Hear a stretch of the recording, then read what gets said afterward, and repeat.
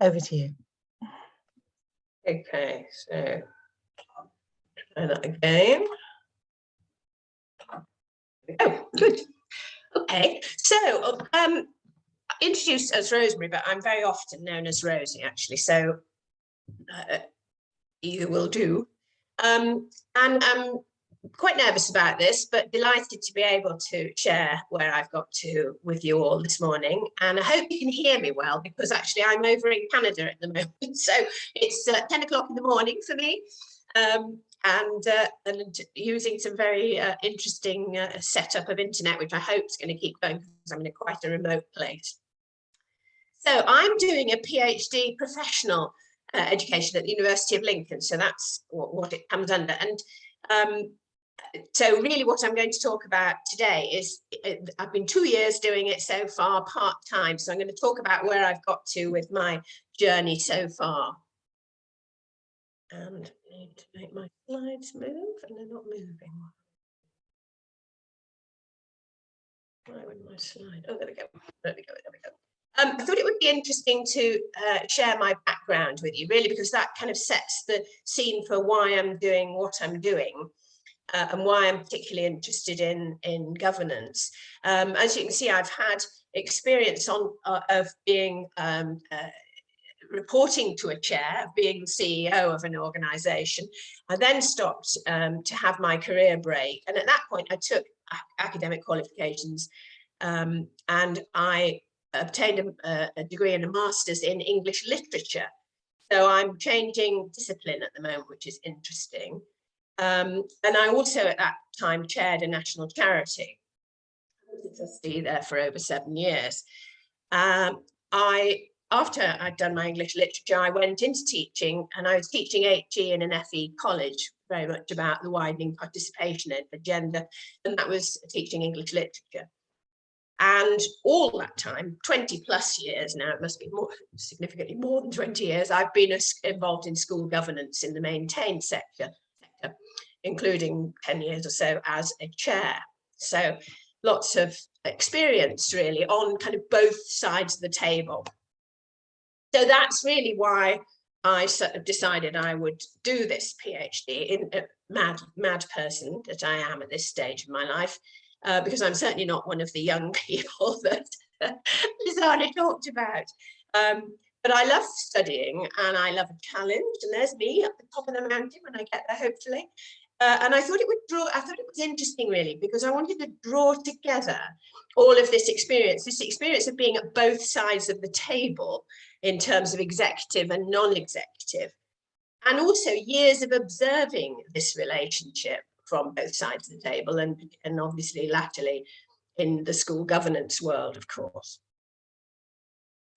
So what have I been doing so far? Well, I have been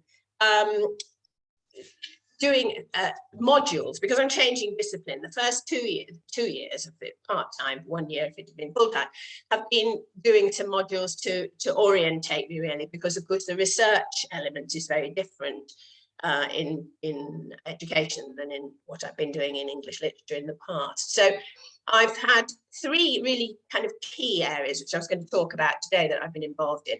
One was doing a big literature review, looking specifically at this relationship between exec and non-executive leadership. The second was an ethical leadership, is another real interest of mine. So I've done some work on ethical leadership, and I've kind of worked that up into a journal article, which is a response to the journal article that Vivian Porritt and Fee Stagg did about ethical leadership and diversity, but I've got stuck with that, and I need to be brave and get it finished and work out how to send it in and all of that kind of thing. And then finally, the piece of work I've been doing has been about education and social justice, all of these with a clear governance focus.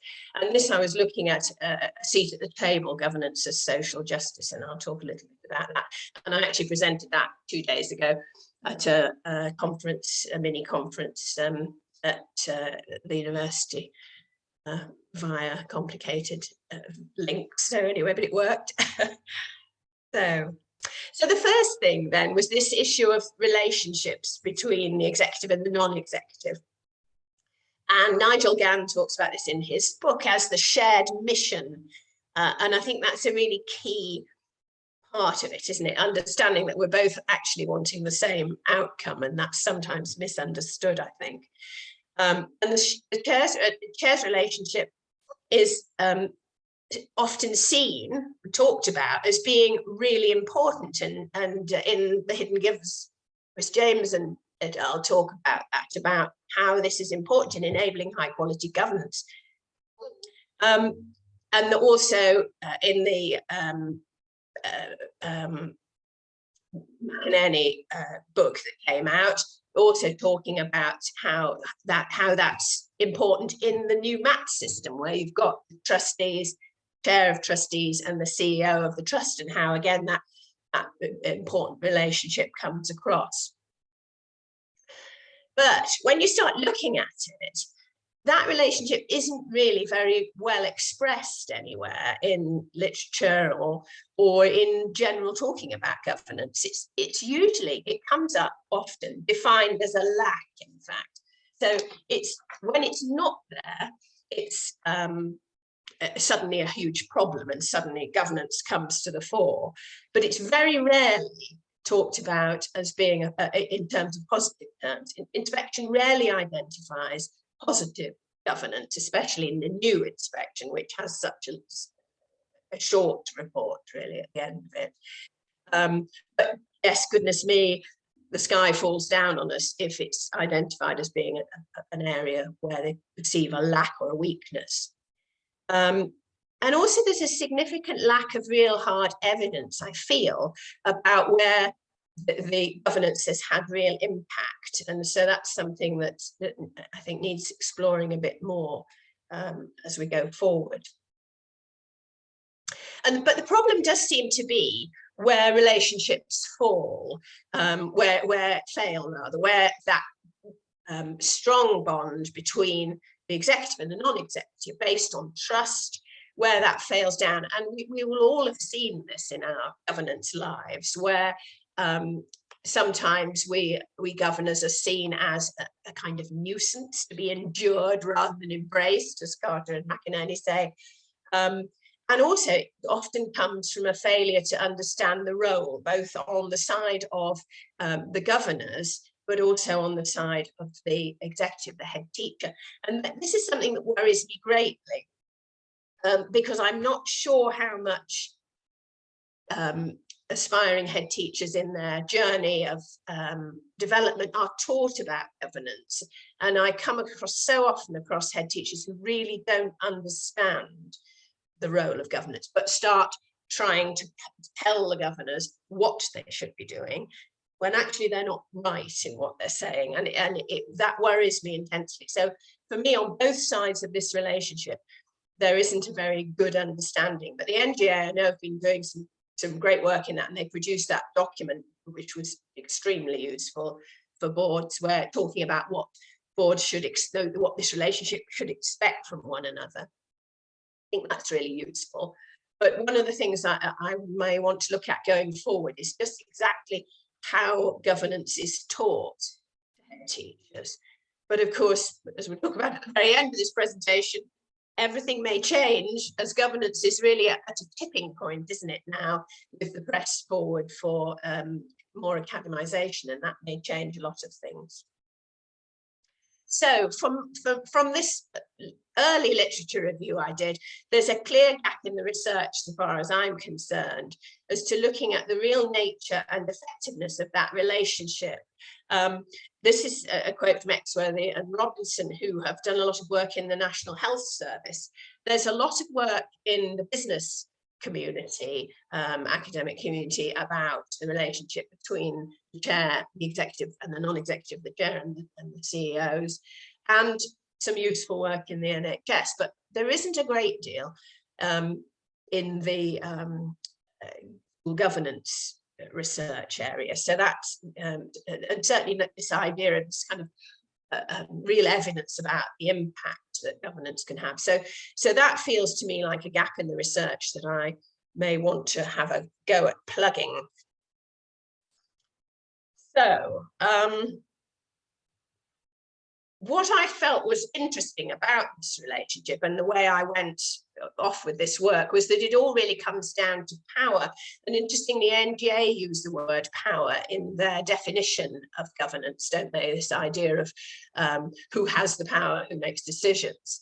And then thinking about that and moving into looking at some of Bourdieu's ideas, and this is a quote from Booth here about power pervades all human activity, it became very apparent that the tension, to me, the tension that often arises between boards and head teachers is over this misunderstanding of the power. And going back to Nigel Gann's quote of the shared mission, forgetting that actually we're all wanting the same thing, but we just have different jobs to do in getting there.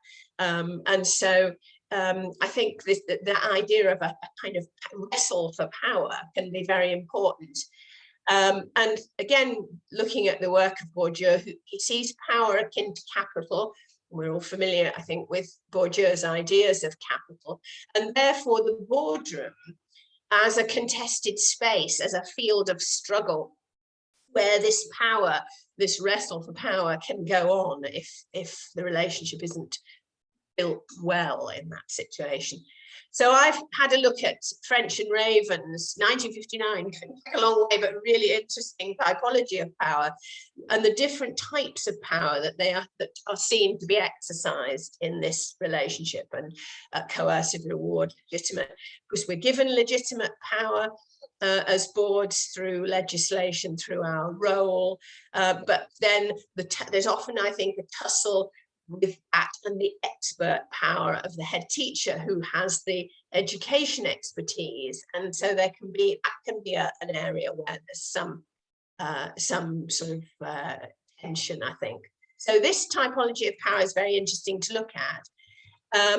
But adding to it, in 2008, from the business community, Val looked at this and with a group researching business tension between non-executives, and talked about in the 21st century, what we need now are these two extra ones to add in, which are and they argue that they're the most important going forward, and that's the power of relationships and the power of information. And I think that's a very interesting area. So this is probably an area that I'm going to really continue with going forward in my research. It's probably the thing I'm most passionate and interested in. And I'm very interested in this idea of thinking about power and how people see their relationship to power, what power they think they exercise, how they see that in their role and their relationships in the boardroom. And so that, I think, might well be something that I take forward. So really what we're looking for is a balance for power, isn't it? A balance of power where people understand, form relationships based on trust, focus on that shared mission. And in a piece by literature from the National College for Teaching, there was a lovely quote in there from a chair of governors who talked about his relationship with the head teacher as being a relationship of equals. And I think that is sometimes missing and a key part of this relationship going forward. And finally, we can't think about this without thinking about anything, can we? Let's face it, without thinking about the pandemic. My notes, there we go. And there was an Ofsted piece of research done in 2020, which I had a number of issues with, but one of the things that it said, and one of them was in fact this quote where it said several chairs, it was a kind of throwaway line in the report. Several chairs told us that they had more frequent contact with the head teacher, and that as a result, this relationship had grown stronger. But we maybe all know of examples where quite the opposite happened, where in the crisis, boards were actually shut out rather. And I anecdotally have heard others talk about this complete opposite happening. So I felt that was a bit of an odd throwaway line in that piece of in that report that Ofsted had done. So I had a look at this again with some of the people writing about, for example, the NHS, Exworthy and Robinson again, And they did some work on critical incidents and talked about how the quality, that was a real test for the quality of the relationship. That's the kind of make or break thing. And for many, I think this pandemic has thrown, if there were cracks, those cracks have been thrown into sharper focus, perhaps. So in a crisis, does the shared mission, does it help? Does it suddenly bring everyone together, or did it actually fracture things? And there's only, I say, only limited research been done so far, to my knowledge, on how that had an impact on board relationships. So that was the first thing that I've done, and I'm, still kind of dabbling away in that, interested in that area. Then the second thing I had to do as a piece of an assessment really for this first part of work was to do with another passion of mine, which is ethical leadership. And I did some work on this, not just talking a good game, based on Vivian Porritt-Stag's article, which I found very, very interesting for a number of things that I was thinking about. So obviously ethical leadership is very much about organization culture. It's hugely about values, and very much our business, isn't it, as boards. The school that I chaired became a pathfinder school for that ethical leadership project that was run in 2018-19, and I found that a really interesting experience for us. But also for me personally, and I'm sure for all of us, I'm very values driven in what I do, and my involvement with education and with everything that I take part in. So when I was looking at this, two key issues seemed to emerge. One was the talking, and the other was the doing. So there's a lot of talk about ethical leadership, a lot of fabulous statements on websites and all that kind of thing. But actually, what matters is what people are doing, isn't it?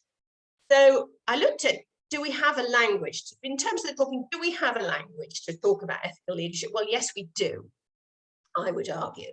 And that's well established, and we all know that, don't we? We know the Nolan principles, we know our legislation, our, the importance of statutory principles that by which we act in terms of the Equalities Act. And interestingly, those things feed through into head teacher standards and obviously the code of conduct for school governors. So more importantly, what about the doing? If we fail to pay, if we fail to pay attention to that doing, can we be really ethical? And of course, the question that Vivian Stagg and Fee Porritt asked us was, I'm the wrong way around, haven't I? Vivian Porritt and Fee Stagg was that could we be ethical if we were not diverse as boards? But when I looked at it, it's difficult to say that it's just hang that hat of ethical leadership on that aspect. There's also social justice, and there's also the environmental concerns. So there are three big strands in my way of thinking at the moment, which are really important to us, not only in education, but to the country as a whole, really, particularly given the current economic climate and the climate crisis that we have environmentally. So I took the third of these to explore in a bit more detail and looked at governance and the climate crisis. And in particular, because this is such a major concern for children and young people. And this thing of eco-anxiety is a very real thing. And there's evidence from this from a paper from Hickman, and there are others. And interestingly, I mentioned earlier, I'm in Canada, and I was having a conversation with a friend over here only the other day, and quite out of the blue, he said, oh, well, one of the really big concerns for our young people, I worry about their mental health, and they're so worried about the environment. And it was so interesting that came up as something that he was really concerned about over here. That so worldwide, young people and children are concerned about this, because at the end of the day, they are going to have the biggest impact from it, aren't they, in the future? So the piece I've written, which I say I've kind of worked up into a journal article, looks at all of this, looks at our models of leadership, and talks about whether we have the right model in school governance, whether we can find the right model to tackle this, really. And it argues that maybe ethical leadership isn't quite up to the job. Ethical leadership is really super important, and it's part of it, but maybe there's something else. And looking again at the business community, who are ahead of the thinking here, really, because commercial interests are pushing them forward into this. They have a leadership model that is talked about in the academic papers from the business community that's about responsible leadership, and we're familiar with that phrase of corporate responsibility, aren't we? And that's very much about the doing. It's not, and we've also heard that phrase greenwashing, haven't we, where the idea that we just sort of say all the right things and have some planted tree and that kind of thing. But actually, it really responsible leadership is about the doing. And so my piece really looks at this model of responsible leadership and talking about how perhaps we should think about that in our governance role, that taking ethical leadership that step further forward into action. So that was the second thing I've done. And finally, the third big thing I've done in this last 2 years is thinking about governance and social justice.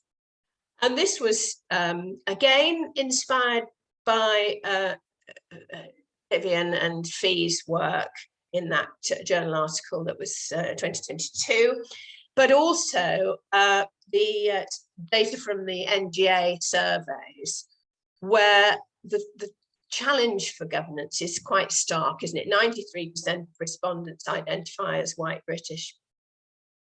And in the presentation I did earlier this week at Lincoln University on this, in the chat afterwards, somebody said to me, "Oh, I was a governor once, but it struck me as being, it was really cliquey, and I just got out of it." And I thought, yeah, you know, there we have it. That can be the problem, can't it? But education governance isn't alone in that, and there is data to show that in all areas of sort of strategic influence, I suppose, diversity is an issue, or lack of representation.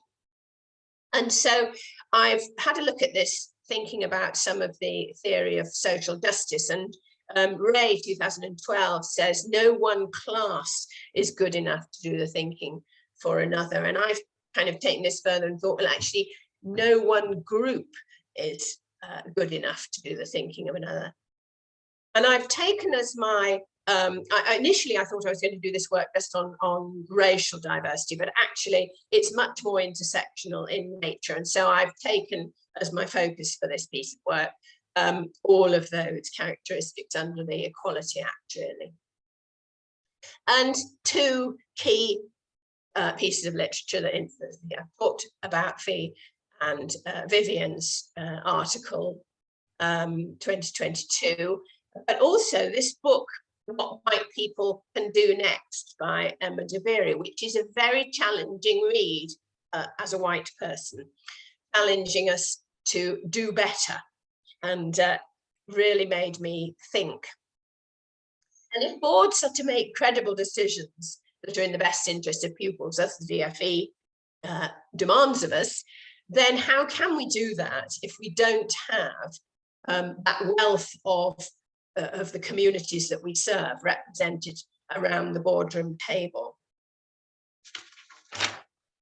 So for this, because of Daviri's work in that book, I took a theoretical position of a sort of postmodern, post-structuralist position of disruption and challenge, really, and coming at this from a completely new angle, and challenging my thinking, challenging what we need to do as boards. And really, because she argues how entrenched the structures of white middle-class privilege are.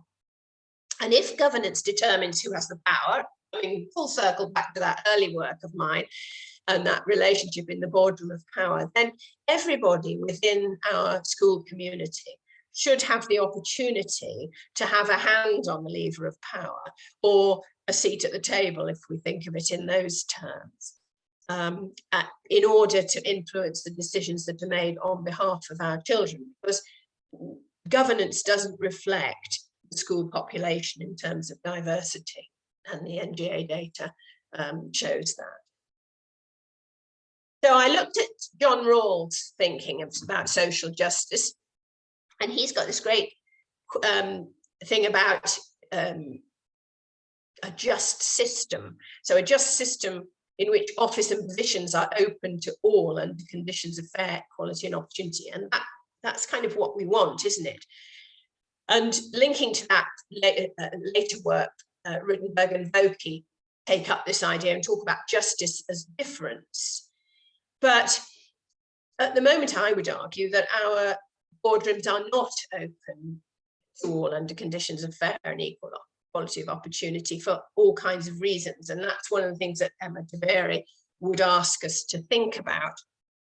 And this Rittenberg and Vokey talk about the idea of inclusion, including people, inviting people in, but that automatically makes it sound as if the power is yours to give. And you kindly open the door and say, oh, you'll come in, diverse people. But actually, you're already seated at the table. You're already there. The power is already established. And actually, so that centre margin tension is there. That idea of including people automatically says that they are people who are excluded. And so what really DeBerry is thinking is that we should consider the boardroom to be completely empty. And this is my interpretation of her work, thinking of it in the boardroom experience. The boardroom should be empty, and therefore we should all be able to enter and take a chair without anybody being there first of all. So it's a shift in thinking. It's this post-structuralist, this shifting of thinking, this disruption of the norm. And equally, if our data is always taken as a white from which data deviates, a white central norm, again, that thinking is still that there's this central power that is held by people like me, with white middle class governors.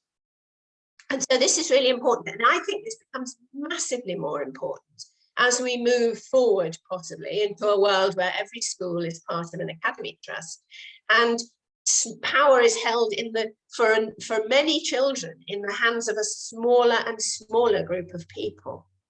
So if that group is invited in as mates of mates and not considered to be an empty room that's populated freely in a way from people within the school community, then this issue of diversity can become an even greater problem. Well, of course, why is it a problem? Well, it's a problem, isn't it, because of the way in which we think. So Yosso, who I absolutely love his thinking, because I love this phrase about community cultural wealth, which I think is, and he talks a lot about how we miss out on that whole richness. And also Hill Collins' Black Feminist Thinking from 1986, talking about outsider voices. And both of those aspects are a defense against groupthink. But I would argue, would I have to admit someone? I think I'll admit them. Because probably have got control to do that, haven't I? So the idea that the community cultural wealth and outsider voices are a defense against groupthink is kind of super important in that thinking, and in terms of us making effective decisions on behalf of all those children. Now, there's one problem that comes against this, really, which is the issue of, I have a bit of an issue with this idea of outsider voices, but this is from 1986, and I guess the thinking's moved on, because if I take this thinking about DeBerry's work, then the idea of outsider, you're already there saying if you're bringing in outsider voices, you've got that outsider insider centre margin tension again. So that's slightly problematic for me, but I get the point that she's making. Move my slide on again. So DeBerry says we must do things differently, and say reading her book kind of shook me up a lot, really made me think really hard about these issues. So it's an empty table where all are invited to bring up a chair. We've got to avoid tokenism, and white people have to give up power, and she's very clear on that, and it's very, you know, really interesting, and say comes full circle to that work I was talking about at the beginning about who has the power. And we want to do it because it's social justice, as I've argued in the second part of this presentation, ethical leadership, and strategic advantage. So they're all wins, aren't they? And finally, it's apparent from all these three key pieces of work that I've done, they're all about structure and function, aren't they, of governance? And yet they're all, as we know, slightly under threat at the moment from this push for full academization of schools. And when I say under threat, I only mean under threat of change, because it's a massive change, isn't it? That needs to be negotiated very carefully, because there is the potential for lack of representation, for a democratic deficit, a distance from the local. And finally, this issue of professionalization, which links very much with the idea of bringing in community cultural wealth that I spoke about earlier, the competencies obsession of the government. If we are only bringing in people because we value certain competencies, be at those seats around the boardroom table, and they are arguably white middle class competencies, then the community cultural wealth and those outsider voices are automatically denied a seat at the table. So what next for me? Well, I'm about to embark on I am already here embarking on a significant literature review, which I'm trying to do with a systematic method, because I want to map the current landscape of governance research and identify the key gaps. It's quite a huge task, and I'm probably a bit more than I can chew, but I will do what I can to do that. But I'm pretty sure that where I'm wanting to go with this is to carry on down this work of looking at the relationship between the executive and the non-executive. Because I can already see there's a gap there. I just need to be systematic about looking at the literature and make sure I'm right. And those are my references. So that's where I'm going next. That's it. Fantastic. Thanks so much, Rosemary. What a fascinating journey for you. And really interesting to listen to that. I'm just going to reclaim the host status, and then I'm going to Hoyle go. Okay, you're coming across to me. And I've just made you host, so it's over to you. Okay, let's have a look. So you'll see there's a share screen button at the bottom, the green one. So if you click on that. Yeah, share. There you go. go. And then I've got my, let's press that button. Okay, lovely. Right, I'd just like to, Rosemary, that was so interesting, and also so many crossovers as you'd expect. And thanks to Lizana for having the chance actually to share my research and to get feedback and as much information as I can to move me forward. I'm at the very exciting stage of data collection again.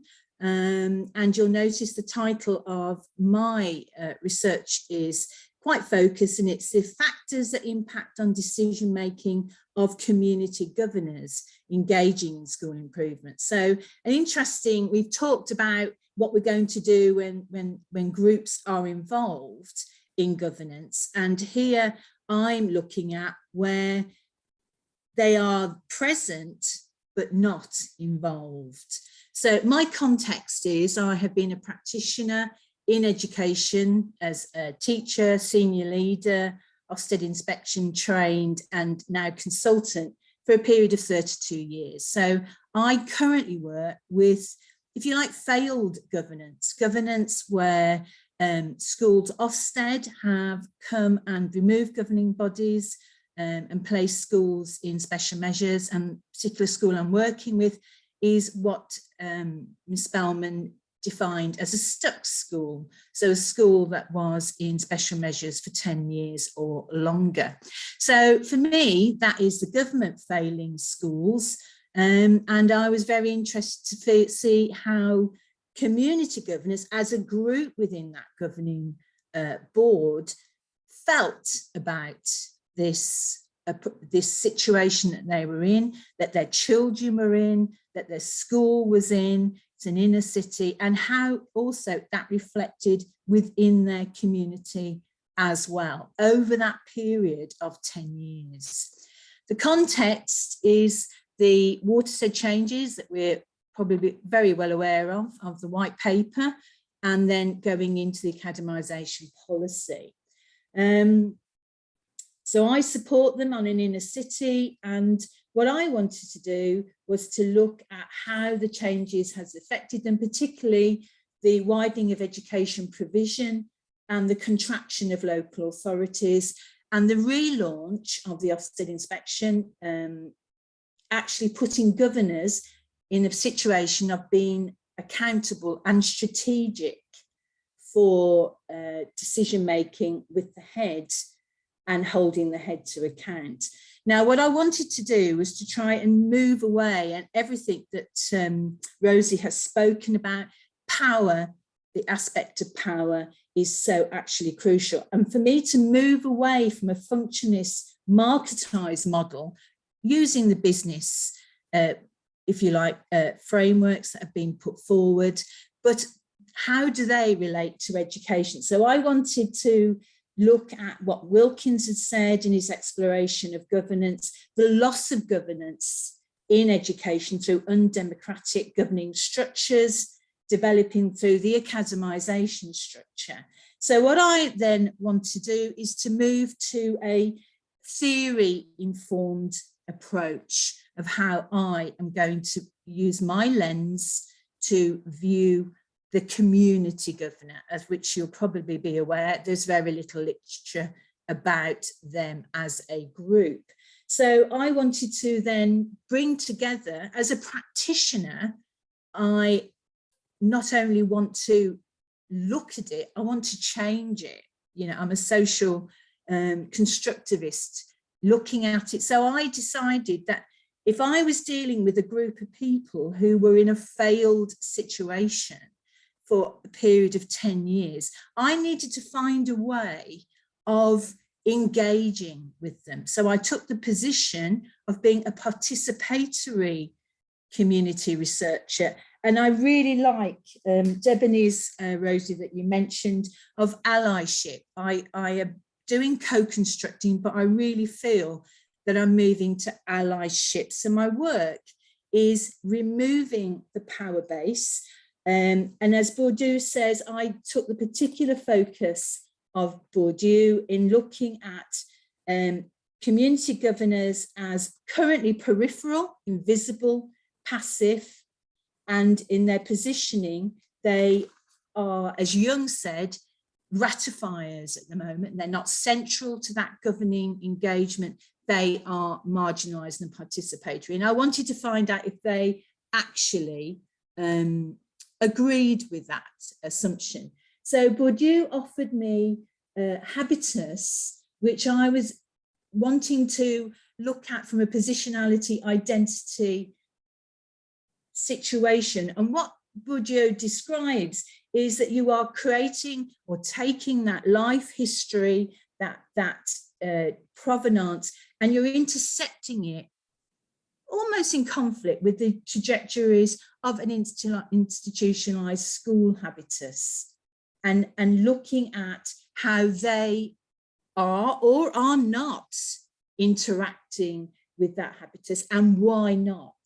So Bourdieu offered me this opportunity to explain to governors, and I'll explain my methodology, but to walk right in with governors and explain that what their habitus, and it didn't need much explaining. They were articulate. They knew exactly, as immigrants coming into a country, how the structure of a governing body was working. They could see middle-class white in situations of pressure, of failed governance, special measures, that their role was marginalised and squeezed at that moment in time. And I then wanted to provide them with the conduit in which they could express this voice. So taking the history, the provenance, and the power of the community governor, with their knowledge, expertise, and aspirations, which, you know, if you sit them at a governor's table, you don't see. And to then provide a conduit for them, a space, which is aptly described by Lev and Wenger in the framework of communities of practice, which is a social learning opportunity where power is no longer hierarchical. It is actually now developing across groups where participants are organised around a common interest, an experience and an expertise and a passion for joint exercise. So this was a tall order for me. I wanted to see, would it happen? Would I be able to engage? I did it first of all with one community governor 2 years ago. And I wanted to privilege the community voice, and using these conceptual frameworks together, I applied them together.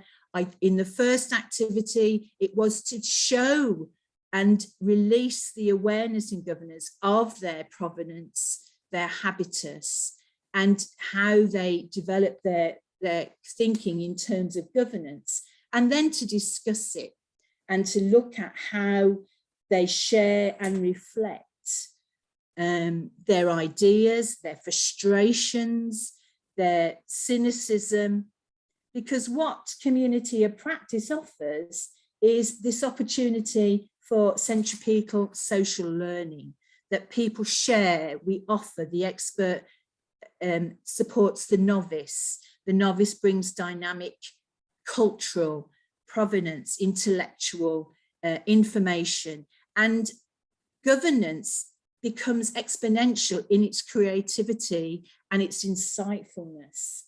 And so I shaped it around these questions, which I shared with the community governors. What do they bring to decision making? Because at this point in time, you didn't see their decision making processes.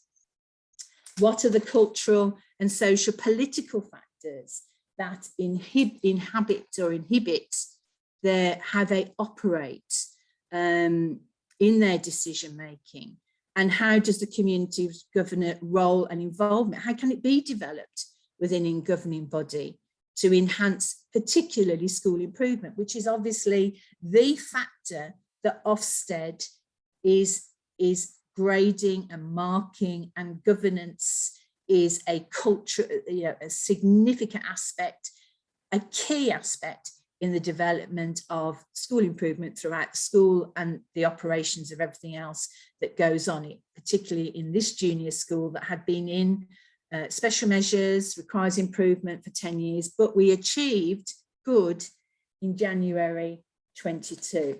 So in terms of governance, I wanted to move away from the theoretical and financial structures, although I gave it credence in the literature review to understand how governance at a local level had been historically affected by national and even global decisions and thinking about governance, to help me understand the constraints that were actually taking place in our governing boardrooms, and it challenged me as a researcher to move away from this functionalist understanding of governance as rational planning, cost and optimizing efficiency, but to examine historical and cultural knowledge and look for new meanings of a social reality for the community governors, hoping eventually to develop a new praxis for school governors. So in framing it, I then moved on and thought, right, well, if that's what I'm going to do, that's what I'm going to commit myself to, I must change my methodological framework, I must be participatory, I must be vulnerable, and I must be in there with them. So I'm collaborating at the moment. I'm at my data collection point with 4 community governors. We've just completed the first stage where we are sharing our life histories. I share mine. In fact, I start with mine. As an Irish immigrant, I bring photographs of my father's place on the west of Ireland and how we came here, and the impact that had on me and my habitus as a growing teacher. And they express, it immediately follows this trust, this intimacy in a confidential place, that they immediately share their life histories, the successes, the fact they're business people, they are leaders in their communities, their children go to the school, they went to the school. And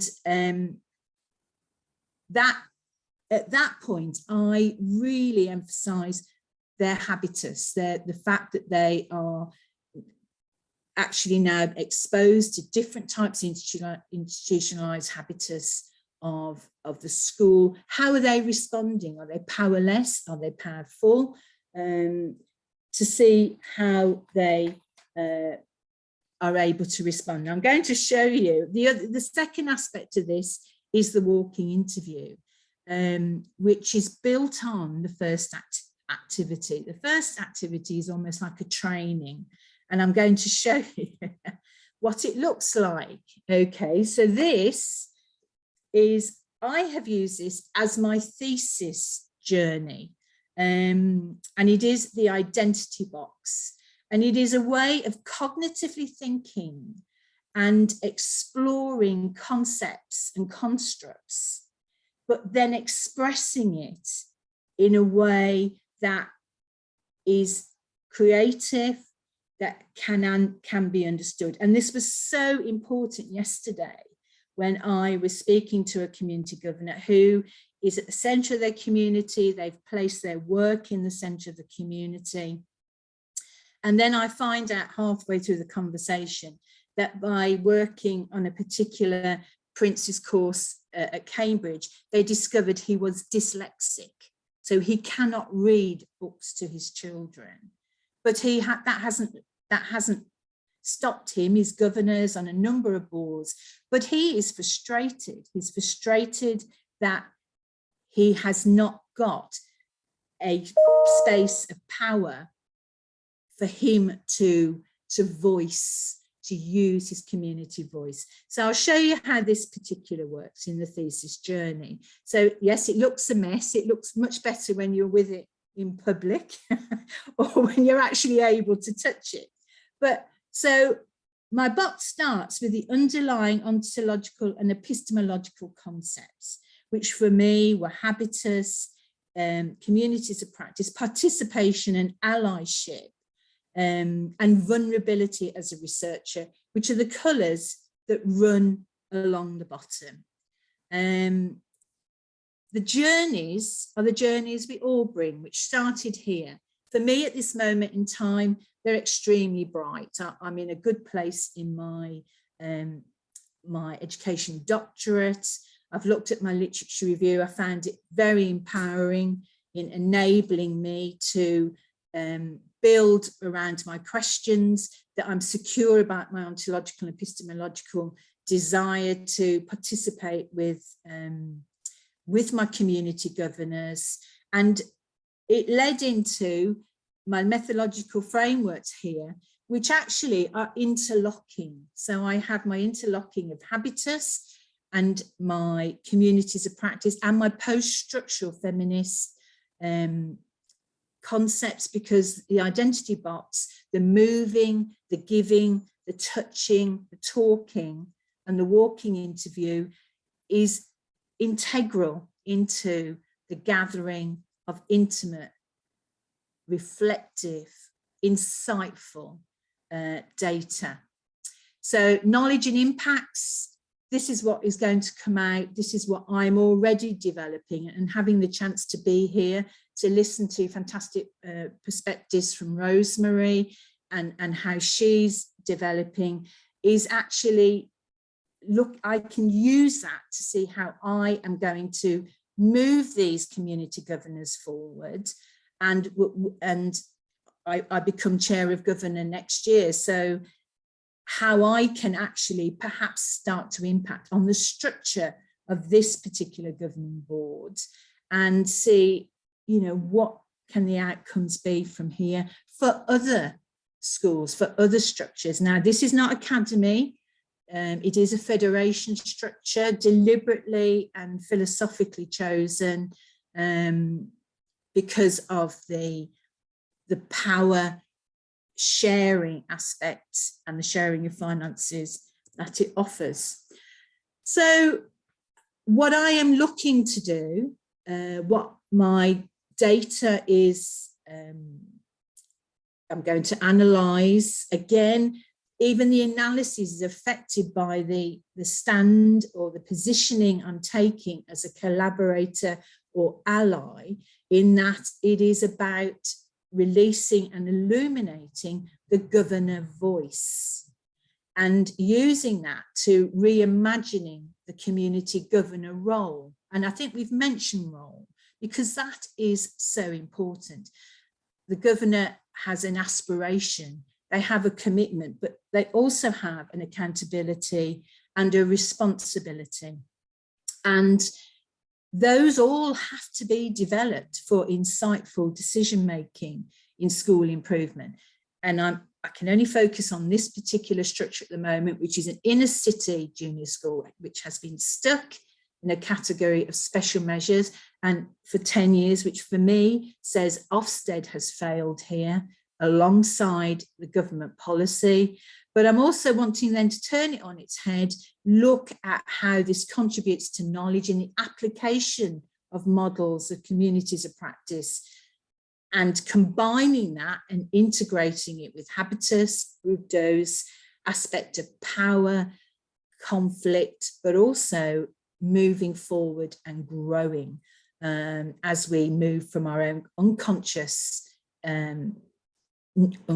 consciousness to conscience, as we actually are able to articulate and move through in understanding complex aspects of school improvement.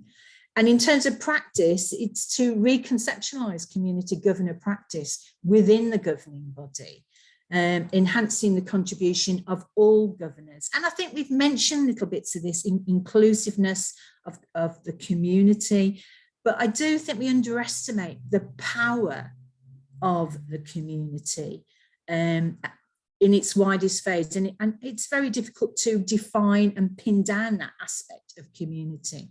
But there's certainly the intellect there, the incisiveness, the capacity for growth and change to develop effective decision making.